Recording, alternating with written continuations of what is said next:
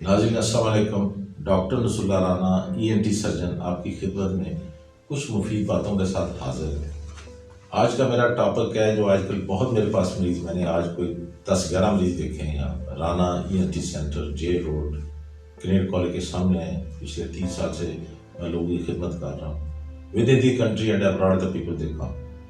آج کل جو مین ایشو زیادہ آ رہا ہے وہ ناک میں سے چھینکوں کا آنا، ناک کا بند ہو جانا، سر میں درد، اور سب سے بڑی بات یہ ہے کہ الرجی جس کو کہتے ہیں الرجک فنامنا بھی ہے، کیونکہ آج کل پالن شروع ہو گیا ہے، پھول شول، یہ باہر کا موسم شروع ہے، تو اس میں people come with presenting complaint کہ ڈاکٹر صاحب 10 چھکا آ جاتی ہیں، نک بند ہو جاتا ہے، نک اگو بھی چونتا ہے، نک گلے بھی ہوتا ہے۔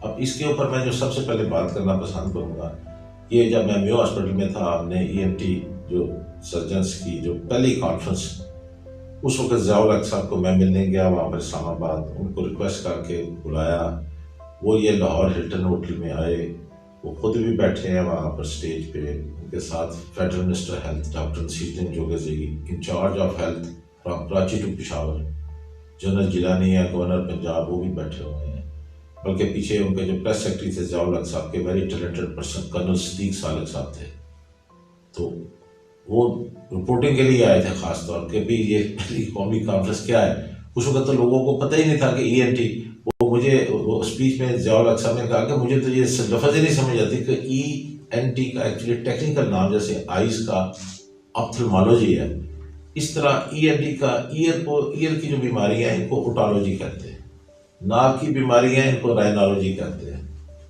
جو گلا ہے اس کی بیماریوں کو لیرنگالوجی۔ اب وہ اکٹھا مل کے ہماری جو سوسائٹی ہے جس کو میں نے جا کے رجسٹر کرایا لاہور میں، اس کے جو کانسٹیٹیوشن بنایا، اس کے اوپر جو سائن میرے ہیں، پھر انسیگنیا بنایا یہ PSORL کا، جس سے یہ ایک سٹار لیا گیا۔ تو بات سمپل سی یہ تھی کہ ہمیں ایک فورم مل گیا کہ جہاں پر ہم اپنی سائنٹیفک ایکٹیویٹی کو بڑھا سکتے۔ تو یہ پہلی قومی کانفرنس میں ان چیزوں کا سٹارٹ میں پوچھا گیا کہ بھئی سب سے زیادہ کامن بیماریاں کیا ہے۔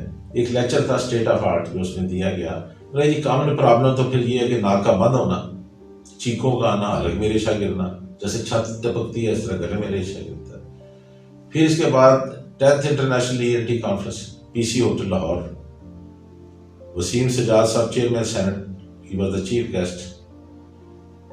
میں نے وہاں پر ایز اے آرگنائزنگ سیکرٹری اس کانفرنس کو 10th انٹرنیشنل ENT کانفرنس میں آرگنائزنگ سیکرٹری تھا، میں بیٹھا ہوں اسٹیج پہ۔ پروفیسر اشتیاق کراچی سے آئے تھے، وہ پریزیڈنٹ تھے PSORL کے۔ وہاں بھی اسی چیز کی ذکر ہوا کہ کامن پرابلم جو ہے وہ نیزل obstruction ہے ENT میں۔ جڑا مریض آ جی ڈاکٹر صاحب میرا نک بند ہوتا ہے، کدی ایک پاسے ہوتا ہے، کدی دونوں پاسے ہوتا ہے، تو کدی مستقل بند ہوتا ہے۔ اب دیکھو بندش کی بھی 2-3 قسمیں ہیں، ایک طرف سے یونیلیٹرل، دونوں طرف سے بائیلیٹرل نیزل obstruction، اور دین کبھی ادھر سے کبھی ادھر سے، it is called as intermittent nasal obstruction، کبھی سجے پاسے ناک بند ہو گیا، کبھی کھبے پاسے تھا۔ تو یہ میں آپ کو بتاتا ہوں، ناک کا بند ہونا کوئی اچھی چیز نہیں، جیسے گھر کی نالی آپ کی اس میں پتھر پھنس گیا ہے، گار پھنس گئی ہے، گار پیچھے سارا تباہ و برباد ہو جائے گا۔ اس طرح جب جس کا ناک بند ہو جاتا ہے اس کے سائنوسائٹس ہو جاتی ہے۔ سائنوسائٹس بہت بری چیز ہے، جو میں آپ کو فیکٹ بتاتا ہوں۔ یہ میگزیلری سائنوسائٹس، فرنٹل، بندہ گواچیا ہی رہتا ہے، ڈپریشن تک ہو جاتا ہے مریضوں، ریشہ گلے میں گرتا ہے، چھاتی میں جاتا ہے، ایسٹمیٹک پرابلم شروع ہو جاتی ہے، آواز خراب ہو جاتی ہے، کان بہرے ہو جاتے ہیں، اور بہرا پانے کی وجہ سے خود ایک بہت بڑا ایشو بن جاتا ہے۔ تو میرا یہ کہنے کا مقصد تھا کہ یہ بیماری جو ہے اس کے لیے پراپر اسیسمنٹ ایویلویشن کی ضرورت ہے۔ اس کے لیے پھر میں گیا ہوں love the nose conference, Manila Philippines international convention centre, یہ آپ دیکھ سکتے ہیں، میں وہاں کھڑا ہوں۔ وہاں پر انہوں نے کہا جی ناک کو پلیز کھلا رکھیں، آپ کا سلوگن ہے مین لو دا نوز۔ لو دا نوز کا مطلب یہ نہیں کہ زبان کے ساتھ ناک کو آپ چاٹیں یا اس کو پیار کریں ہاتھوں کے ساتھ یا زبان کے ساتھ، اگر یہ بند ہے ناک، اس کو کھلا رہنا چاہیے۔ اگر آپ نے اچھی زندگی گزارنی ہے، کوالٹی آف لائف اگر آپ کی بہتر کرنی ہے، تو you should breathe from the nose not from the mouth. اب بے شمار کنڈیشن ہیں جن میں ماؤتھ بریدنگ بن جاتی ہے۔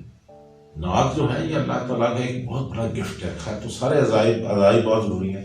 یہ وہ ہے زندگی کا آغاز بھی ناک سے ہوتا ہے، اختتام بھی، اگر نہیں ہوتا دم مسافر ہو گیا۔ اب ناک جو ہے یہ 20 سے 25 دفعہ سانس کو اندر لے کے جاتا ہے. اب اگر ناک میں یہ فلٹر نہ ہو، ناک جو ہے اس میں اللہ تعالیٰ نے فلٹر کی طرح کا ایک سارے کا سارا مشینری بنائی ہوئی ہے جو ہوا کو فلٹر کرتی ہے. ہوا میں اگر موائسچر زیادہ ہے تو وہ اس کو ایبزارب کرتا ہے ناک، اس میں ٹربینٹس ہے. ناک یہ سیدھا نہیں ہے جیسے موٹر سائیکل کے انجن کے اوپر ریجز بنی ہوتی ہیں، اس طرح ناک میں بھی ہے، اس طرح چھوٹی چھوٹی پہاڑیاں سی بنی ہیں، ان میں سے گزر کے ہوا جاتی ہے. یہ میں آپ کو اندر کی باتیں بتا رہا ہوں کیونکہ میں نے تو ناک کے ہزاروں آپریشن کیے ہیں، کھلا ہے، دیکھا ہے، ناک کو خوبصورت بھی بنایا ہے. اگر ناک نہیں کام کر رہا تو منہ کے ذریعے پھر سانس لینا پڑتا ہے. تو پھر بچے جو ہیں ان کے بیچاروں کے گلے خراب ہو جاتے ہیں، ٹانسل پرابلم ہو جاتی ہے، بڑوں میں بھی اور مسائل پیدا ہوتے ہیں. تو ناک کا میرا یہ کہنے کا ہے کہ یہ دیکھ سکتے ہیں لیزر کے ساتھ میں ناک کا آپریشن کر رہا ہوں، مریض جو ہے 5 منٹ میں ٹھیک ہو جاتا ہے، فرسٹ کلاس ہو جاتا ہے. اس کے علاوہ باقی جو عام بھی ناک کا ہڈی کا آپریشن ہے، اب بے ہوش کرنے کی ضرورت نہیں ہے. میں نے 5,000 سے زیادہ صرف ناک کے آپریشن کیے ہیں.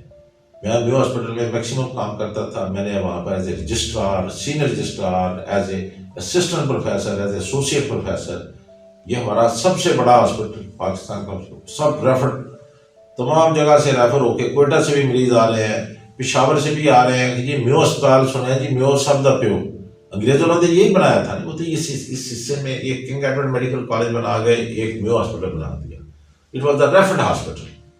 جیسے انڈیا میں اگر میں گیا ہوں ایمز میں، آل انڈیا انسٹیٹیوٹ میڈیکل سائنسز، وہ تمام انڈیا کے جتنے پروونسز ہیں، مور دین 40 پروونس، وہاں سے تمام مریض وہاں پر آتے ہیں، ریفرڈ ہاسپٹل.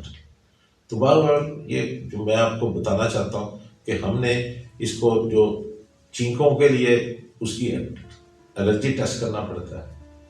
دیکھا جاتا ہے کہ الرجک فنامنا تو نہیں، الرجک رائنائٹس تو نہیں ہے. اس کی پھر مختلف آگے طریقے ہیں. الرجی کا ٹیسٹ ہوتا ہے، اس کے بعد پھر مختلف ویکسین دیتے ہیں. الرجی کے لیے سب سے بڑی بات ہے الرجی. What is allergy? اب آپ کو بھائی میں تھوڑا سا سمجھاتا ہوں. It is called as the abnormal response of the body, whereas the immunity is called as the wisdom of the body. عام آدمی کو پرفیوم ہے، کوئی پلسٹر کے کپڑے پہنے ہوئے ہیں، ٹھنڈا کھٹا کچھ بھی نہیں کہتا. لیکن جو بندہ الرجک ہے وہ جب وہ چیز جو ٹھنڈا پانی پیے گا اس کو پرابلم ہو جائے گی. ٹھنڈی ہوا میں ہو جاتی ہے، پرفیوم سے ہو جاتی ہے. اب پرفیوم نزدیک آئی، چھو چھو ناک میں سے کرنا شروع کر دیا. یہ ساری چیزیں صحت کے لیے نیگیٹو ہے. آپ کا ناک کھلا رہنا چاہیے. ناک کی ہڈی اگر بڑی ہوئی ہے تو ناک کی ہڈی کا آپریشن کوئی پرابلم نہیں. ناک میں پھر الرجی کے ساتھ سب سے بڑی بری چیز ہے الرجک نیزل پولیپائی بن جاتی ہیں. آپ دیکھ سکتے ہیں ناک میں یہ انگوروں کی طرح کے اسٹرکچر ہیں، ان کو پھر کاٹ کے نکالنا پڑتا ہے.